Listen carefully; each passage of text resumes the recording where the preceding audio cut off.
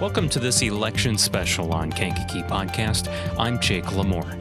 On February 25th, 2025, the Village of Bourbonnais held a primary election to decide who should be the mayoral candidate for the Bourbonnais Citizens Party. Village trustee Jeff Keast defeated Mayor Paul Shore in that primary. Now Bourbonnais voters will decide between Jeff Keast and David Zinnani in the consolidated election on April 1st. We recently had Keast for a discussion on the podcast. Now it's time to hear from Zinnani. So people probably know you in the community for a multitude of things. It might be the Park District. It might be when you worked as Kankakee County Sheriff, or in the Sheriff's Department, I should say, to be specific, because you were never the sheriff. No. I think the highest you got, though, was second in command, right? No. Did you not get that far? I was the Director of Emergency Management, was the... Okay. And the fleet manager. For some reason, I thought maybe you got right under... No. Okay. I misread that, but regardless, it's so great to have you here. Thank you. And before we get into like the thick of, talking about like why you wanted to run for mayor and things like that, let's just talk about beginnings, man. I always ask people, like, where does life start for them? So are you born and raised in Kankakee County then? I was born and raised in the Village of Bourbonnais. Oh, okay. And have a brother and a sister. And my mom and dad are still together, still with us. And my family's real close. We have a lot of family members in the area. So how many times do you get asked if you're related to Rich Zinnani? All the time. A lot of times I get called Rich. I'm sure. A lot of times he gets mixed up as my father. Okay. And Rich never had any kids, so he kind of was my father. I got lucky. Right. I had two fathers. He was my godfather, and we were very close. So Rich is in what relation to you then? He is my dad's brother. Okay. So he's your uncle. Yep. Okay. Wow. Yeah. I often think I went to Bishop Mack. Yep. So like that's the Zinnani I know, Yep, that's us.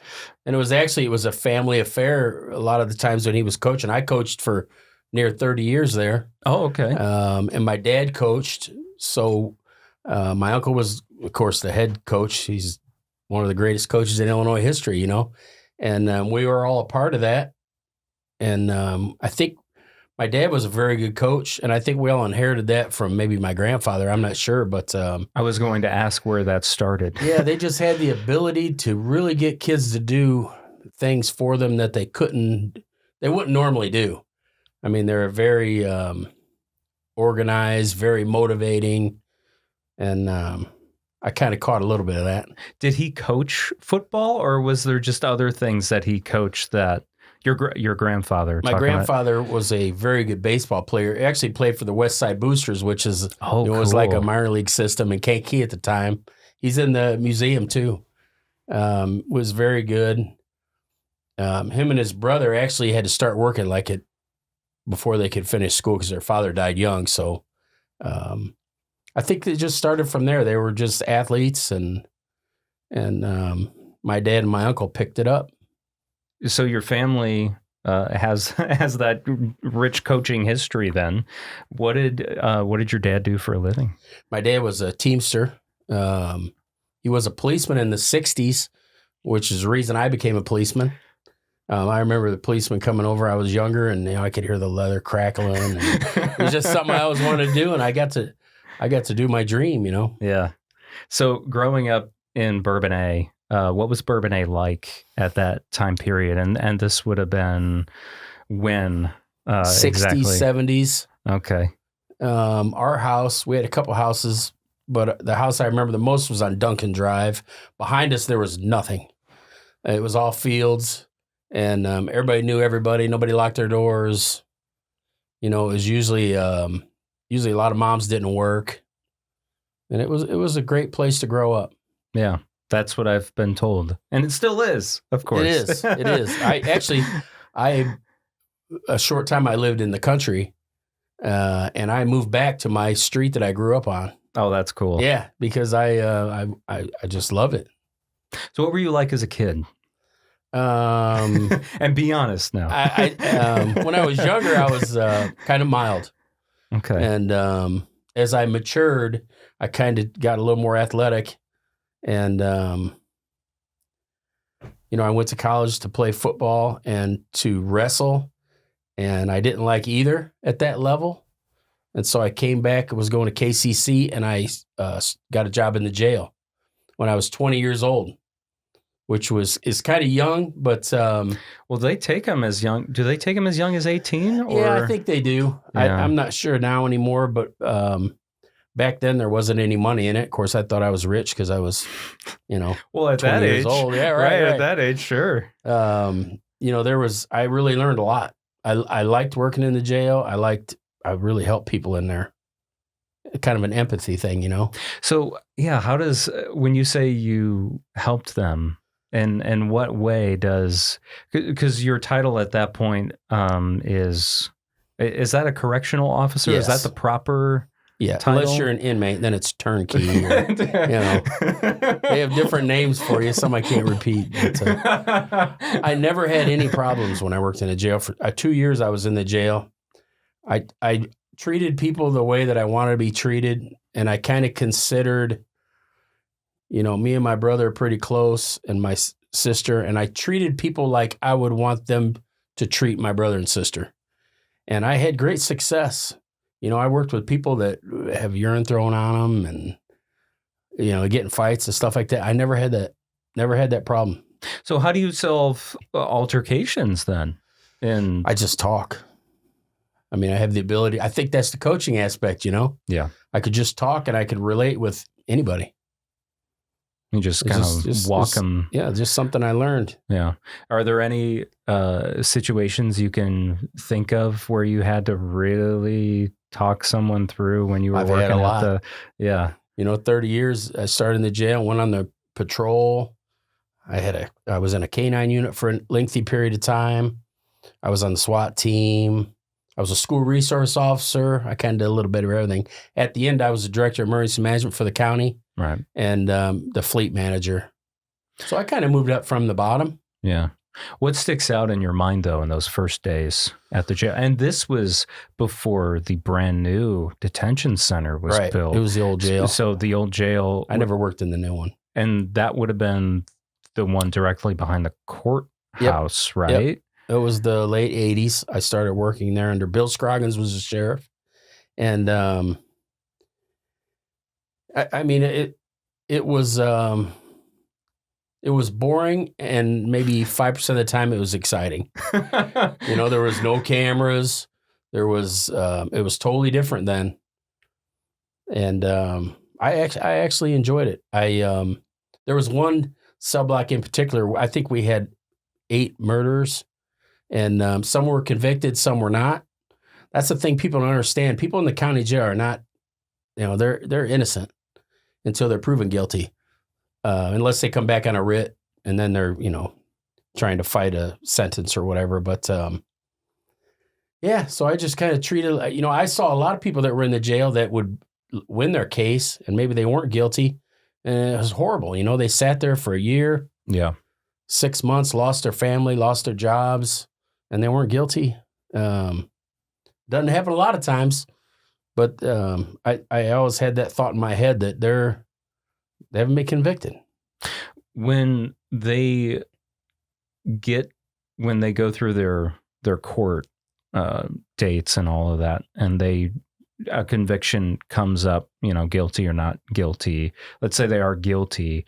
Do they stay in the county jail, or is that point do they go to a state facility? At that point, they, as soon as they can, take them to a state facility. Okay. I always wondered how that worked, so the county jail pretty much is just kind of almost like a in between. Yeah. You're like in limbo. Yeah. Like I said, unless you get like a writ, it's called a writ. You come, you're in the prison system. You come back for a sentence reduction or, bunch of reasons you could come back to go to court, and then they would stay there. So, man, the mental state of those inmates really must be touchy then. Yeah, because they're in limbo, right? Yeah, some it's terrible. Some don't care. I mean, I've seen guys that well, I took a plea for 25 years, and I'd be like, oh my gosh, 25 years. They just have no idea of, I don't know how long 25 years is, and the life, that they're going to lead, or no life. Yeah. So that was always shocking to me. In your opinion, what are some things that need to be improved upon, or things you saw that really help, or just the public's overall perspective on? I think the facilities we have now are run very well. I think Mike Downey's done a good job with our jail facilities. The older jail's still utilized, and we used to have an inmate program. I'm not too familiar with it anymore. Hopefully we get that back, because we did pretty well off that. They have to go somewhere. Yeah, what was the inmate program? It was like we had federal inmates in there, and we also had an ICE. I think the ICE program. ICE, yes. And that may be something that we get back into. Hopefully, will help our county out. They have to go somewhere. Mm-hmm. In the meantime, it's just a temporary holding. Yeah, I think the main thing with the system is more needs to be invested in the court system, public defender, state's attorney, and the court system to get them process quicker. Sometimes that isn't good, because they need more time to defend their cases. Yes. But sometimes people are there a long time, and it's not anybody's fault. It's just there's not enough money spent on that aspect of it. Mm-hmm. Get them to court. If the case is ready to go, let's do it. And that's going to take money, Oh, yes. and people. Yes. So how did you end up getting out of the county jail, and did you go directly to being on patrol in the sheriff's department then? After about 2 years, I got hired on patrol, went to Illinois State Police Academy, and that was fun. You don't have to go. So I'm sorry. That's right. I'm getting a little ahead. So KCC, you went to school to specifically become a corrections Harper College, officer. and then KCC, and that's Okay. Once I started in the jail, I continued to take a few classes here and there. Right. School didn't. I wanted to be in the thick of it. Yeah. So even as a correctional officer, you had to actually go to the academy in order to be on the streets. In corrections, we were just trained on the spot. Okay. So I had no training except by supervisory. But when I got hired on patrol, at the time we were training people at the State Police Academy. So I went there for 10 weeks, and got back and I was on patrol at age 22. And back then we didn't have portable radios. We didn't have. You had the radio in the car. And the radio in the car, and half the time it didn't work where we were at. True. Yeah, depending on where you're at in the county. Yep. And a lot of guys I work with, they had a little problems, in some of the areas. Like Pembroke Township was pretty rough at the time. I mean, they had 4 bars, I think. And there was some problems out there, but I had no problems out there. Again, I ran into a lot of people I knew from the jail. I developed relationships, which some of the guys I work with didn't like, but I think that's the way you have to do it if you want to survive in that occupation. Yeah, absolutely. What do you remember from your first day, or some of those first days on patrol? I don't know if it's PTSDs or what, what. Someday they'll find that out about law enforcement, but I remember things, but they don't really come to my mind unless I'm driving around and I just randomly spot and they randomly pop in my head. Hey, this is where I tell my wife all the time, this is where I had, a fire and some children died, or I had a bad accident here. There was a shooting here. It pops right in my head as soon as I get in a location. There's not very many spots in the county that I haven't been to where something's occurred. What are some of those? Do you have any of those recent memories pop up that you can think of? I mean, when I was in the Canine Unit, I get involved in a lot of hairy situations. I caught a bank robber one time. I was always getting called out 3-4 in the morning to go track somebody that jumped out of a car in a burglary, or searching buildings for burglary suspects. I caught people doing that. I mean, some pretty wild stuff. It's very small percentage of it gets crazy. The rest of it's boring. Right. Yeah. It's like hurry up and wait. Right. For something to happen. Yep. I wanted a job where every day was different. Mm-hmm. And you definitely got that. Yeah. So canines, what's it like working with a canine? It's awesome. I mean, you have to have the right canine. The first dog I got was was a really nice dog. I got into a really crazy situation with a burglar up at Carter Lumber. Some people probably remember that. And I could have probably been killed, or it was pretty bad. What happened? There was a burglar in the building, and the dog was kind of a nice dog. He wasn't very tough, so I had to help him a little bit. And, we fought for probably 20 minutes.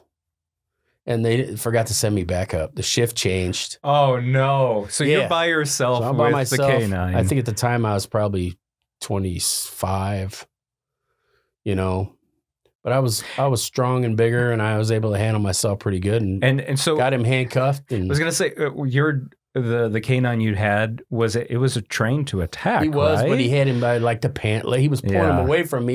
He was kind of getting in the way. So as soon as that incident was over, I knew I needed something different, because I've been to training before where dogs were tougher, Yeah. So I went through, I sold that dog to a small department in Southern Illinois, and he ended up being a very good patrol dog for them. And I got a dog that was a lot better for what you needed. And we worked the street together and caught a lot of offenders. Never got sued. And that's amazing, because is that something you get sued for a lot? Oh, being a canine, usually every dog apprehension, they sue you for something, but I never had that. Now, because I always watched my P's and Q's, and I made sure it was someone that was a forcible felony, or someone that I needed to use a dog to apprehend him. So is it just because the aptitude of the canine was always questioned? Is that why the lawsuits would come up, or? A bunch of different reasons. Sometimes maybe the offense wasn't bad enough to justify that use of force. Things have changed since the 80s. I mean, you could apprehend somebody with a dog for a lot of things. Now it's, you got to make sure it's a forcible felony of some kind, and you have to have the dog to apprehend the suspect. So times have changed. Yeah. The last dog I had was probably the first Belgian Malinois, which you see on TV all the time now. Probably the first one in Illinois, maybe even in the Midwest. And he was extremely, extremely tough.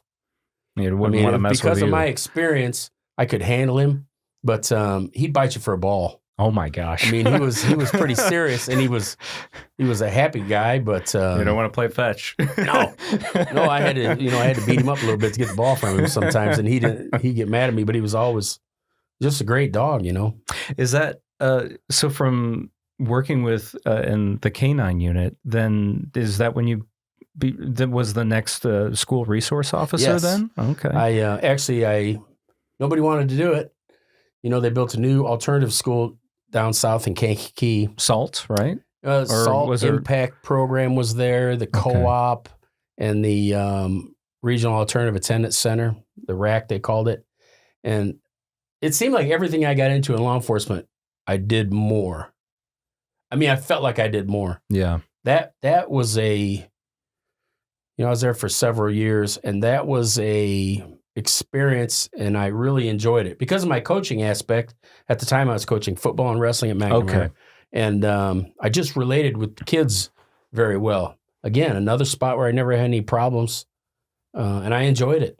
That we changed the relationship of how they thought about policemen, and that's the main job as a school resource officer. Yes, is to develop a relationship. It's not to It's not to be the cop in the school. Right. Yes. You want to be the go-to guy. Right. And it was very good. I enjoyed it. And how did you approach, getting down to their level? Like, how do you reach I could those always kids? Find something that I could relate to them with, be it athletics, maybe somebody in their family I knew, because of the community, or something they did. I'd always ask them questions, figure them out. And if you're able to relate with young people, they trust you, and you develop a trust, and things just work out. Yeah. Same thing with coaching. I coached football with my uncle at a high level. We had, 400 or 500 kids in our school, and we were playing schools at 1,000, 1,500 boys, and we were beating them. And people said he was crazy to get in that league, but we enjoyed it. My dad was the sophomore head coach. It was a family affair, and I helped Rich on the varsity. And then I coached wrestling, and I coached 8 state champions. Wow. Won my son, which is I'm pretty proud of that. Yeah. Congratulations on that. I coached a lot of kids in wrestling who weren't very good and thought it was terrible. And they went away and they're Marines and they're doctors and they're, and they really learned something from the sport. You retired in 2014. Yep. From the sheriff's department. 30 years. Yeah. When did you become involved in the Bourbonnais Township Park District?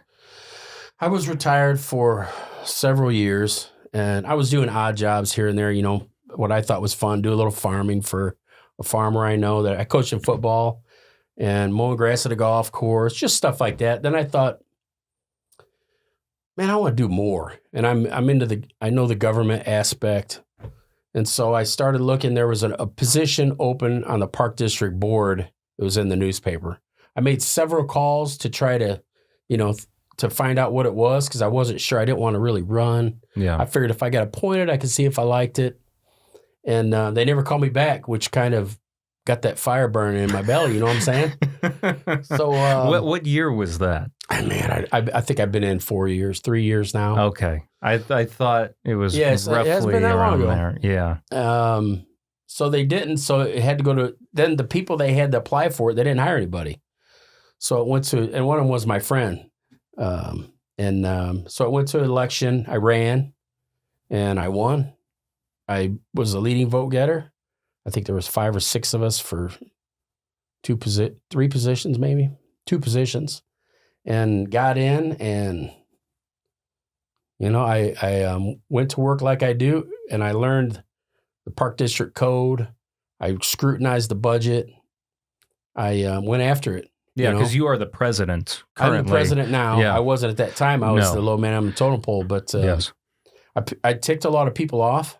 I was a bull in a china shop, you would say. I didn't know how to run a Robert's Rules of Order meeting. Why do you say you ticked a bunch of people off, though? Well, because I wanted information that people necessarily aren't used to giving you. Okay. I wanted to know everything about the budget, and nobody wanted to tell me about what was in the budget. And so that lit the fire, because I've seen government, how it works,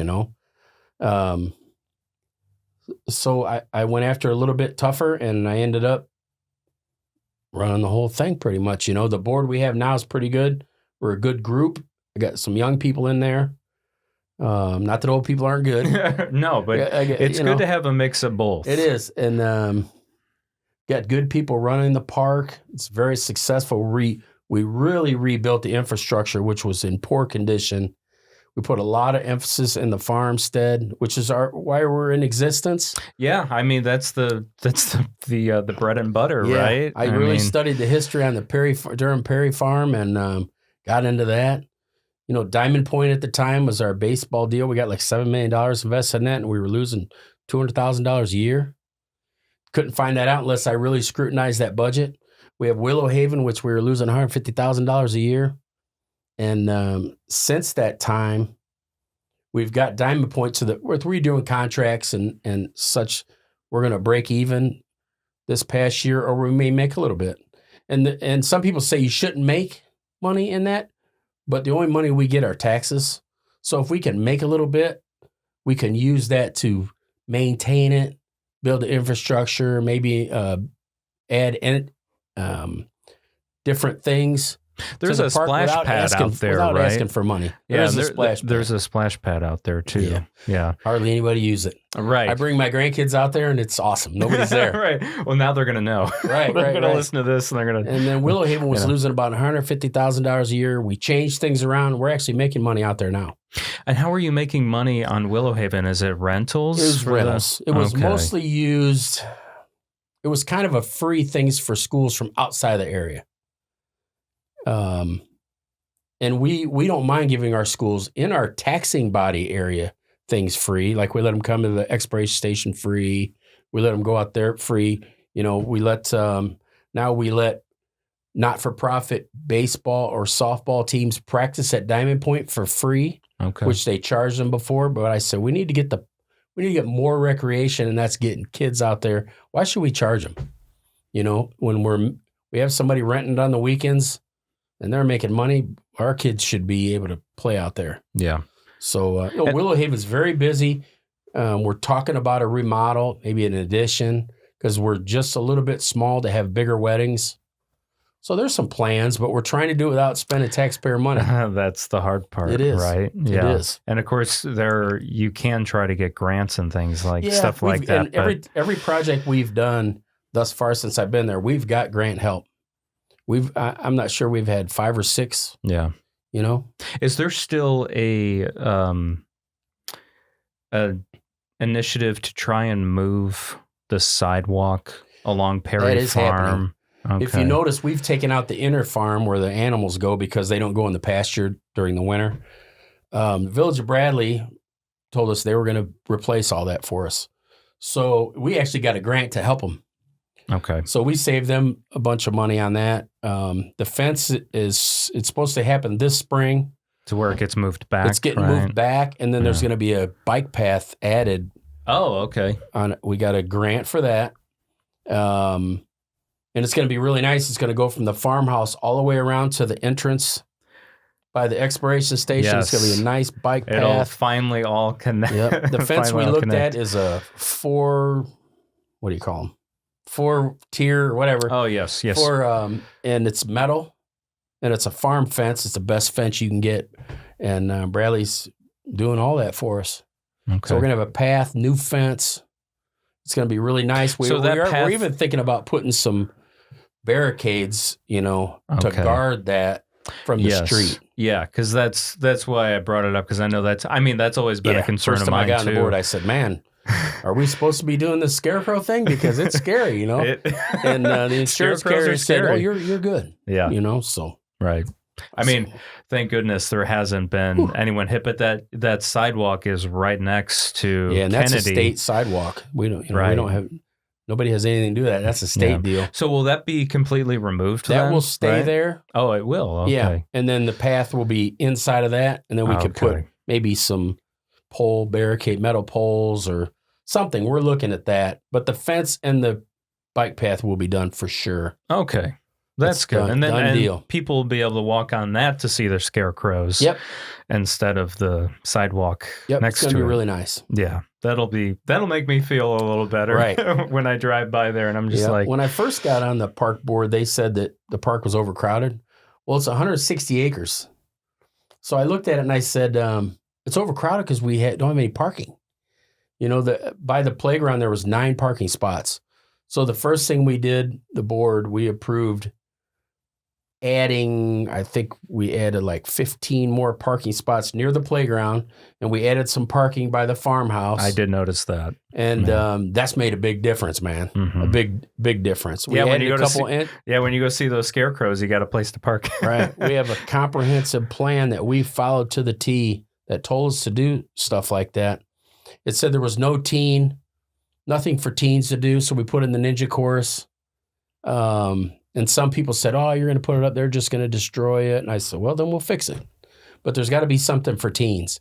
We want to get recreation to everybody. Right.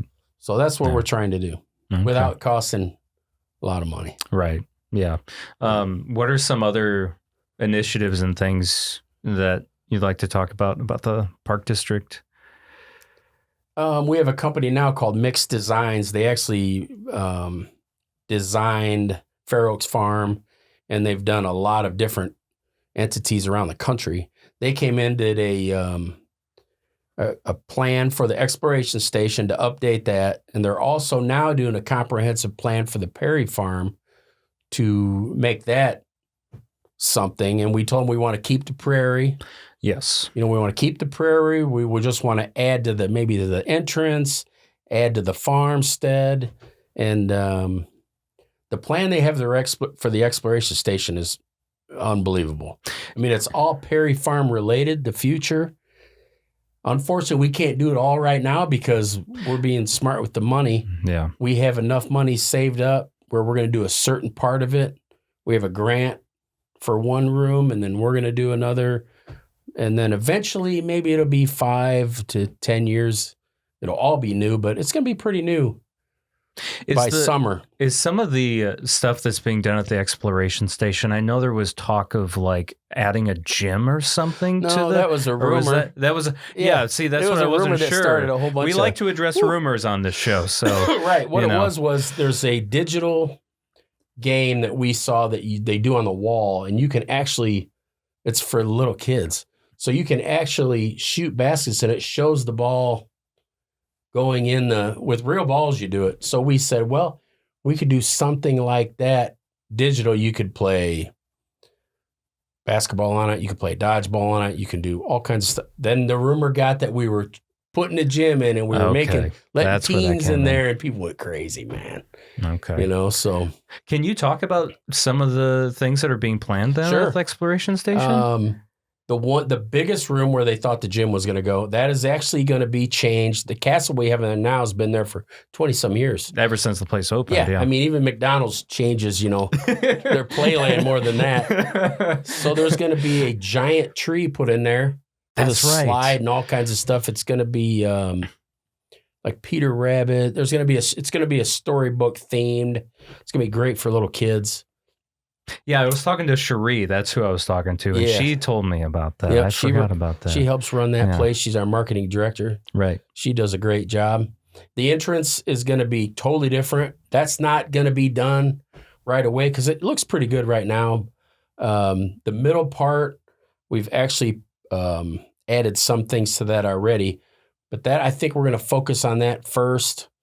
And then the back part, we're talking about adding classrooms on the outside, and it's going to be a lot of farm-related stuff, Yeah, there's been talk of moving the preschool program there. It used to be there, and we talked about it because it was huge when it was there. But we just don't have the room. Okay. We want our preschool to get bigger. We have a school that it's at now in the recreation station. They bought that. That's another story. Right. I'm sure. Right. We spent a lot of money there to make that better than it was, the infrastructure. But it's pretty cool. One of the rooms is a circular room, and you're actually going to be like you're walking under the water, like under the river. Oh.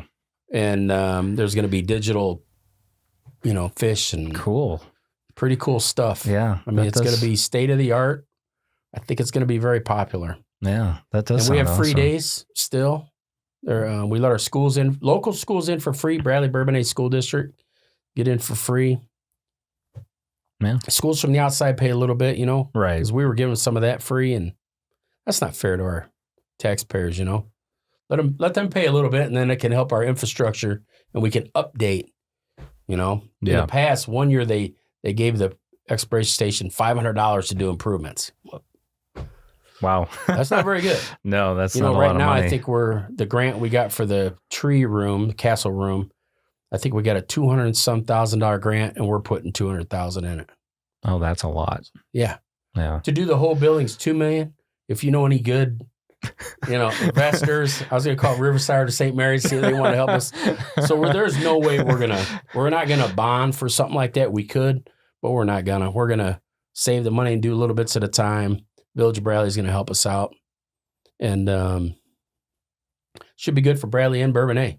Okay. Well, in the whole area, really. Yeah. I mean, So I actually know families that come from up north, even in the county. Actually, the guy doing from Mixed Designs, the father has been on field trips with his kids from Hebron, Indiana. Wow. And he said, I've been to Prairie Farm a couple times on field trips. And you're like, awesome. Good stuff, man. Yeah. It's great to hear those things, Yeah, it's pretty cool. When you hear, families from Frankfurt or even beyond that coming, down and checking out the exploration station. Yeah.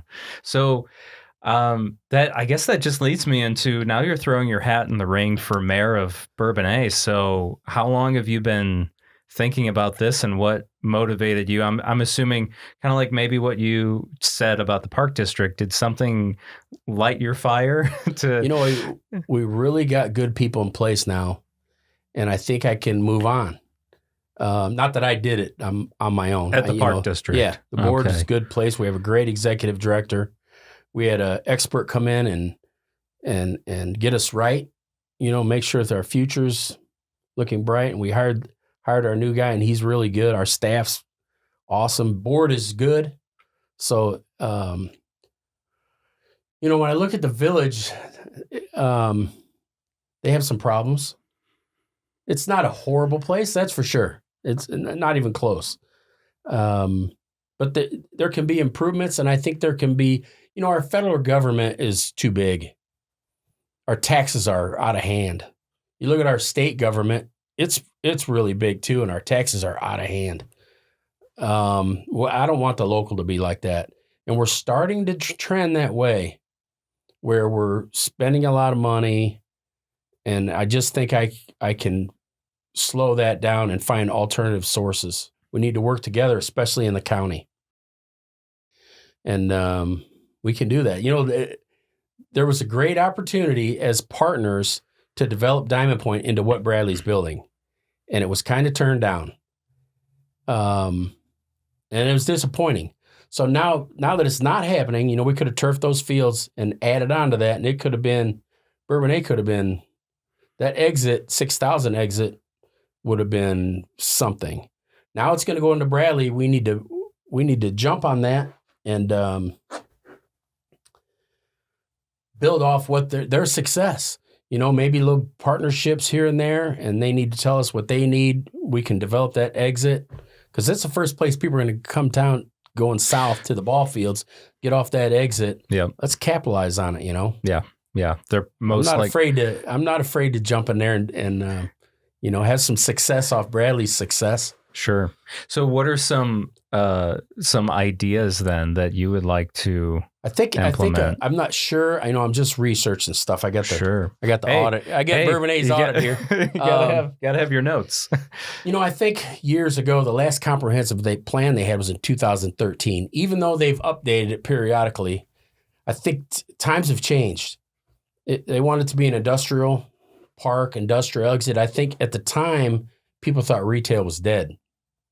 And it kind of is. There's some aspects that aren't. People still love restaurants. People still love hotels, and there's no recreation really for young people. And those are popular things. I think Bradley's going to bring in about $9 million in sales tax this year. And if the baseball facility works, it's going to be like $20 million. So we need to utilize that, and we can benefit from that in Bourbonnais. Yeah. So you are kind of talking about the new interchange, the latest interchange that was built in Bourbonnais. 2019, I think it was done. It's been a long time. Yes. And we should have stuff there by now, but it hasn't been. I don't know if we're out there getting it, Yeah. We need to go to conferences, and we need to find people that want to build the hotels, and we need to find people that want to build, we don't have Ace Hardware is the greatest hardware store in the world. I go there all the time in Bourbonnais, but sometimes you got to go to Menards or Lowe's. It seems like everything's in Bradley. So, and that's okay. They're a partner. It's the same community, in my opinion. So, we need to make Bourbonnais better. So what are some things then, you've got obviously these ideas of bringing in some new things. What are some of these things are there any specifics that, Of course, we need complementary things off the baseball fields in the future water park, if that happens. And I'm not so sure what they are. For sure, we need to start with, we need a couple hotels. We don't have any in Bourbonnais. And that's the best place. There's 2 truck stops there, which that's going to bring in sales tax. Sales tax is where we're going to make money. Yes. It's not in, factory, or even though that gets jobs and people spend money. We need some retail. And that's the perfect spot. We actually have both sides of that exit, Bourbonnais Parkway, our Village of Bourbonnais. And then all the way down 45, that could be all the way to Oak North, Oak Orthopedic. That could just be a boom, man. We need to get out there and we need to find them. We need economics, guy to get out there or girl, whatever, to get out there and find those things. Yeah. Well, since We're out there. Yeah. Since we're on the subject of the economy, I did have some listener questions for you, and this one pertains to the economy too. I had a listener wanting to know if you have any thoughts or ideas for small business in Bourbonnais, helping the small businesses out. I think we need to enhance the existing businesses in the village. There's a lot of small ones, mom and pop things, little art studios, photo places. We need to enhance them and give them support. And it's kind of the village of friendship. We want businesses like that. All the way on Main Street, all the way out 102. Those are all small businesses, and we need to support them. What are some ways that we can support them? What are some things that the village is? Get them into bigger buildings, or advertise for them. A little bit more. Push to shop local. I don't know if that's done enough. When I go into those businesses, and I've been going into them, there's a lot of people that own them and work in there that aren't from Bourbonnais. It's shocking how many people from Bourbonnais go somewhere else to work and how many people from outside come in to work. So we need to add some things to help those, maybe a restaurant by that, or you go into Bourbonnais, we have no diner. You go into Bradley, there's, like 5 breakfast places. You can go and have coffee and, we have Wendy's and McDonald's, and those are great places, but no sit-down diner. Yeah, there is no sit-down diner in Bourbonnais, is there? And that would be great too. Yeah.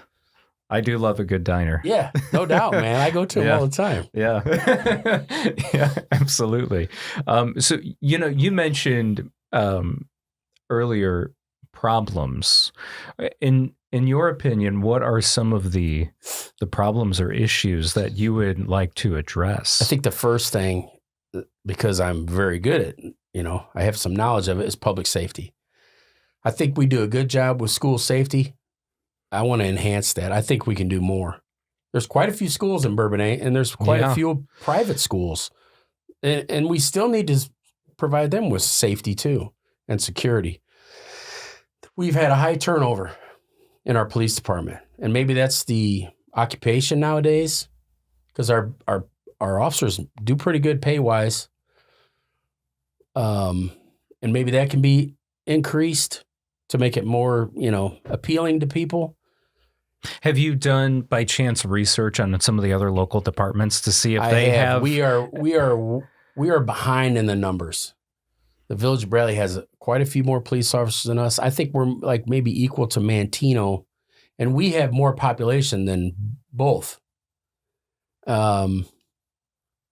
It's tough, but the turnover is really hurting us. We've had some guys that have retired and they don't have the time to retire. Or they have the time, but they don't have the age. Yeah. So they're not even going to draw, and they're getting out. There's got to be a reason. We need to find out that reason. When I first started, Bourbonnais was probably the premier department in the area where everybody was leaving other departments to go there. The money was good, but their equipment was good.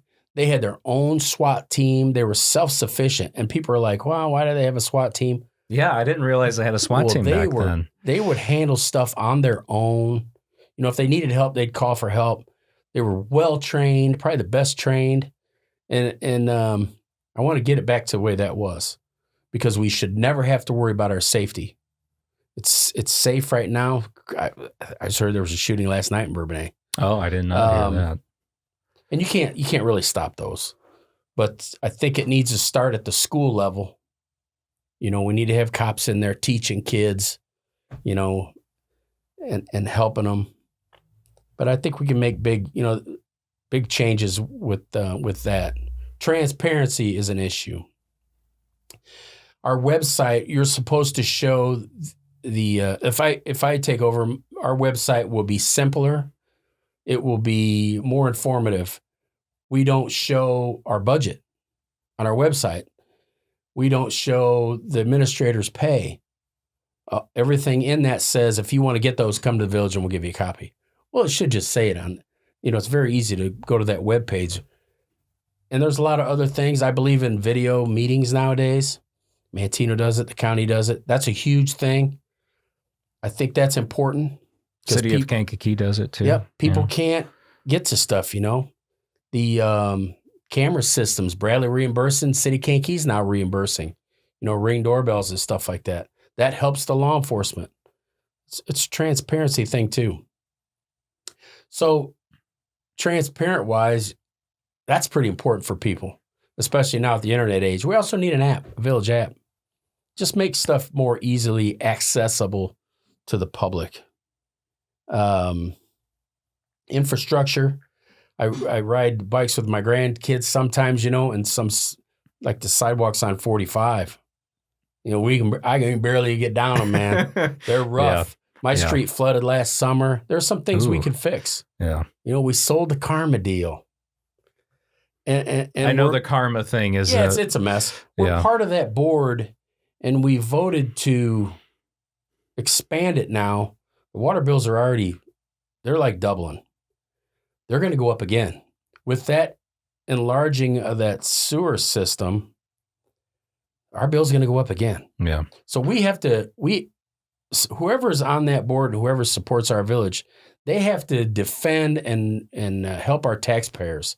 They have to go to those meetings and they have to think of the taxpayer first. And I think that's important, everything we do. You know, we spend money that we need, not what we want. And that was my deal at the Park District, you know? Yeah.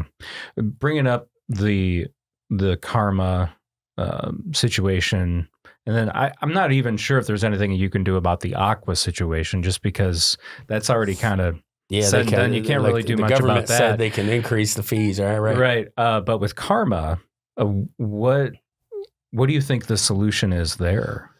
Well, if we had the money, I'd buy it back. But that's $30 million, I believe, is what it was. And that's kind of out of our, you know, we don't want to bond $30 million. We're already $45 million in debt. $45 million in debt. So I think the only thing to be done is we can slow it down and start voting with our taxpayers in mind to, I don't think we can cut any of it. Maybe we can, you know, look at some of the municipalities that didn't sell and look at their rate and say, we should have a rate similar to what they have. You know, I haven't looked into that. I haven't got that far. You know, I'm on the budget and I'm on the municipal code, and there's a lot of stuff I'm studying up on. But I think we could slow that or stop that increase. Okay. It's rough. A lot of people are mad about it. I know that's been a big ordeal lately, and especially with the recent lawsuit that's been brought upon by the Village of Bradley. Yeah. You know, that's unfortunate. It has to go to that. Yes. So there's, you know, obviously there's some issues there, and yes, the rising of the sewer rates for pretty much all municipalities. Right. You know, and I'm not going into this thinking, you know, I'm going to fight them along the way.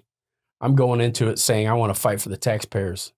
You know, you got to go into those meetings. Like, for me to go into that meeting, if I appoint myself to that position, which I probably wouldn't if I was the mayor, why would I take money from them, right, to get paid to go to these meetings? Why would I do that when it may influence my vote? They used to get $600 a meeting to go to those, and then Chris Curtis changed that. I think it's $200 or $300. I'm not even sure. Yeah, it's lowered now. Yeah. Why don't we can't we send somebody and we're already getting paid a little bit, you know, not very much. And just back our taxpayers, you know, support the taxpayers.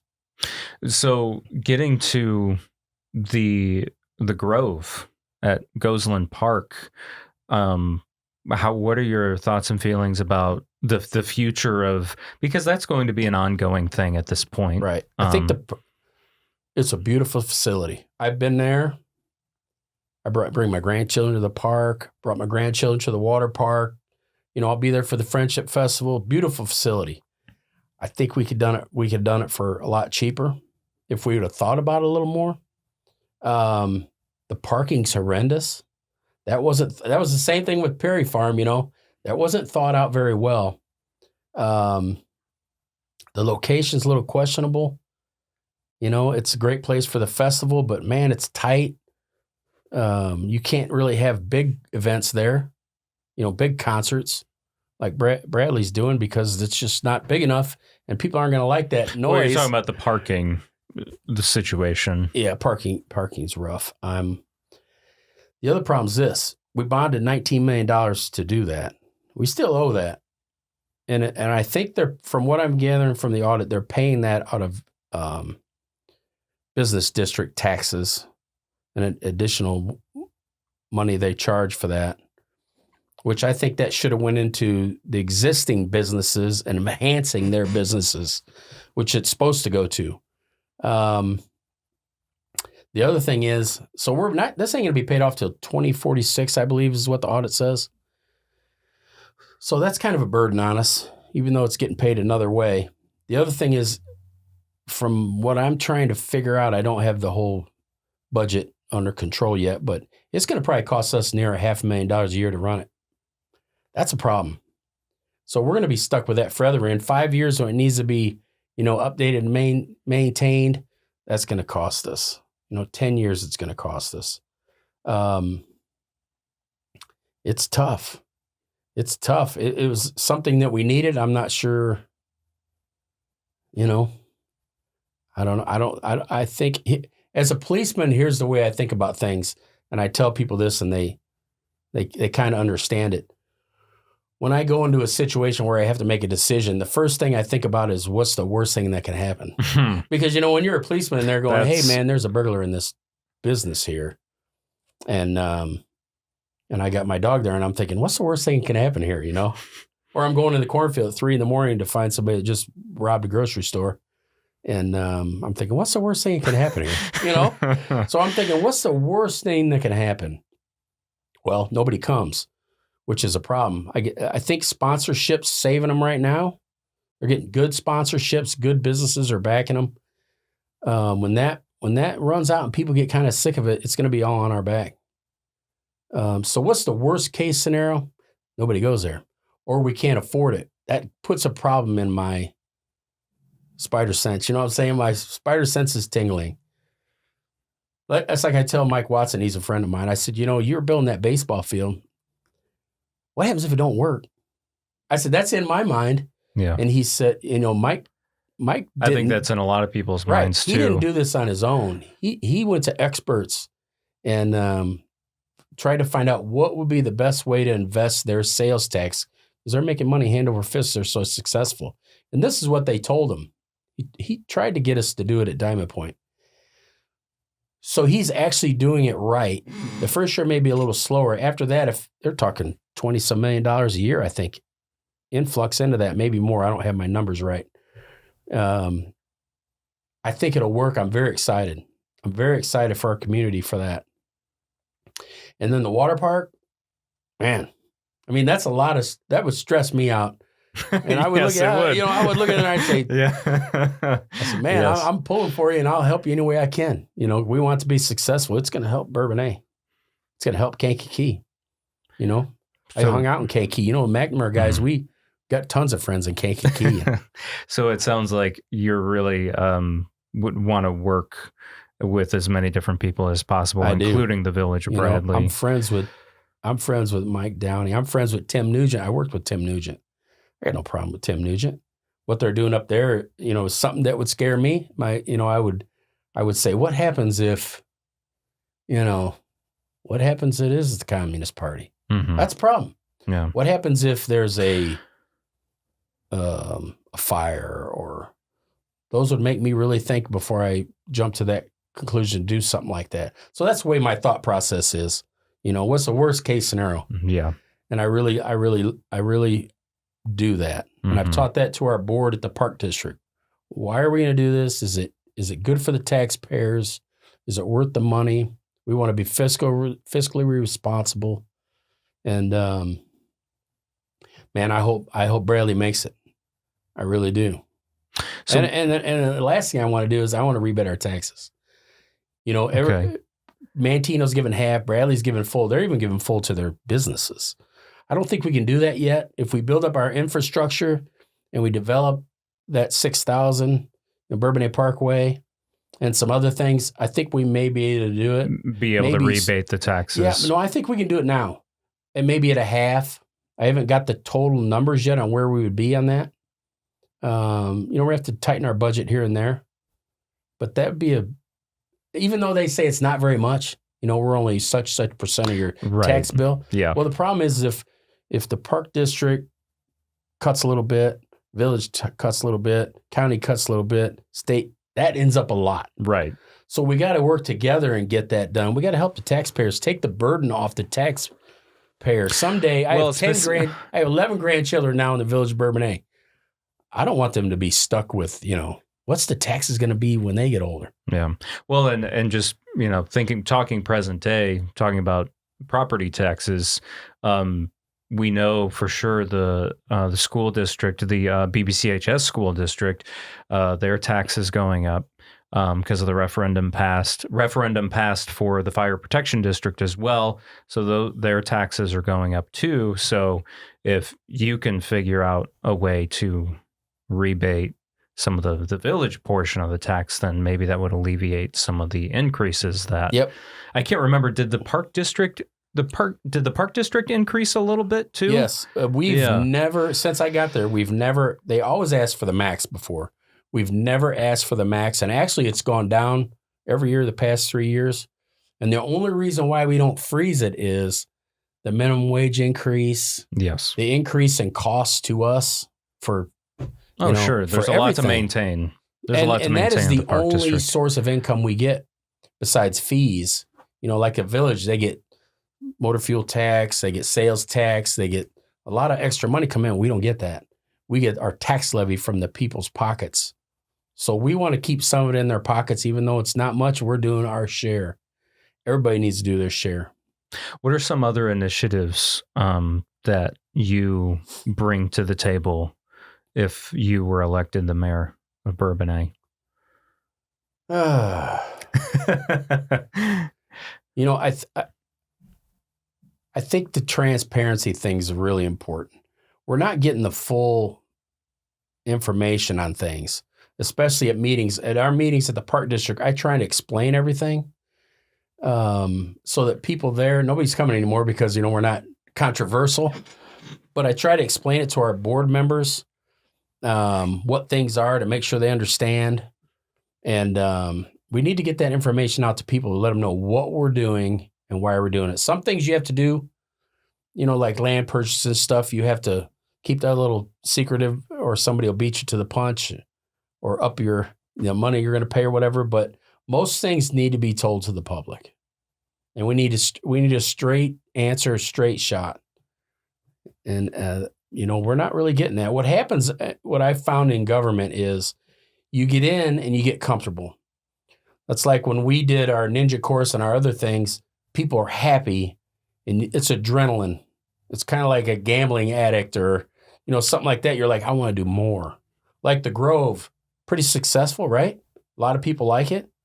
You want to do more now. But that's a taxpayer burden. Slow down. Let's make sure we got this right. Make sure we're not overspending, wasting taxpayer money to maintain it and run it. Maybe it's a deal where you need to lease it out. Mike and Bradley, somebody's going to run the ballpark. Somebody's going to run the water park. The village ain't going to do any of that, which is pretty smart. I mean, they don't want to get in that business. So, and the good thing is, I'm not afraid to go out and ask people. I'm not afraid to go to them and say, hey, what did you do in this instance? What do you think I should do? What do you think we should do? Because it's not about the mayor. It should be about the team, the whole board, the administration, the public. I mean, if you look at the chart, the org chart, the first thing in there is the public. It should be the public. Yeah. So what would you like the last thing you'd like people to know about you and just your campaign for mayor of Bourbonnais? I'm a Republican. my party is bipartisan. Got a couple Democrats in there, a few Republicans. I've never voted a straight ticket. I'm conservative. I believe that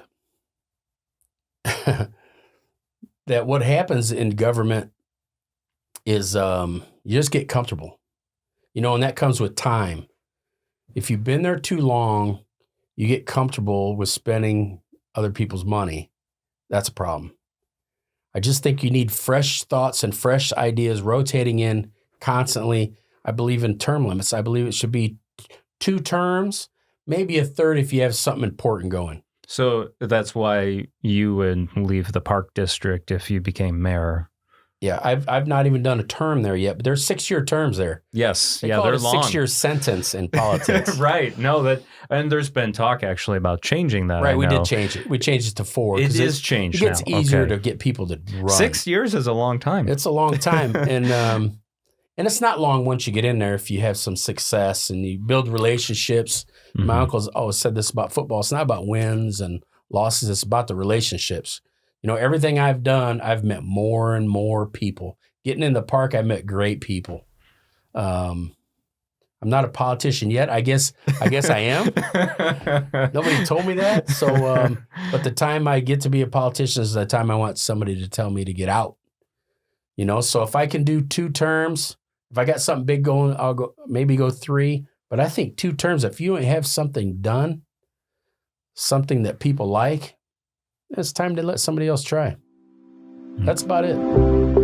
That concludes this election special on Kankakee Podcast with Bourbonnais mayoral candidate David Zinnani. Early voting is now underway for all consolidated elections in Kankakee County. We encourage all voters to go out and cast their ballots on or before the election on Tuesday, April 1st. You can get more voter information at kankakeecountyclerk.gov. Please make sure to subscribe to Kankakee Podcast on Apple Podcasts, Spotify, or wherever it is that you consume your podcasts. I'm Jake LaMore. Thank you so much for listening, and remember, your vote does matter.